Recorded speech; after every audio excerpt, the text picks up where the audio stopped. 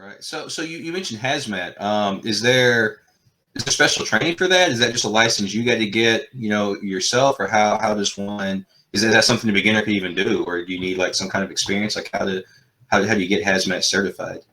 You have to get the endorsement, take the test, the fingerprinting background. It's extensive. It's expensive, and it takes up to 6 weeks to do it. And right now with the pandemic, it could even take longer because of background checks and everything. Because DMVs and things are, Longer lines. yeah, things are been on hold for a while. So if you don't have it, you might just wait till things cool down. But and they're good for 5 years, and $65 for the fingerprinting and getting the endorsement. And so it's not cheap, but it's what makes you different makes you money. So when you're different from the other guys, you stand out.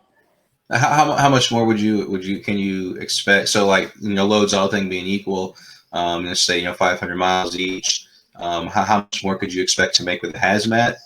Is it just kind of a standard increase, or do you write your own check because they're so rare? How do you increase your money with that? Pay $3 or $4 more a mile than a regular. $4 more a mile. Just depending on the load, absolutely. Oh wow! If how critical the hazmat classification is, will definitely make a lot of money. Wow. Absolutely. Oh wow, that's incredible.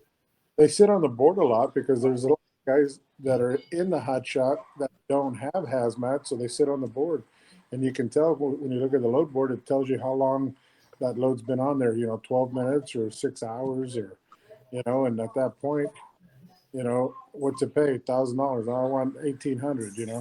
And you could almost write your own ticket at that point because you can tell because it's been sitting there. Nobody has nibbled on it because nobody's got the endorsement. How often do hazmat loads come up? Oh, they come up. They come up. I mean, just like air ride trailer loads come up. If you don't have air ride, you're missing a shot right there.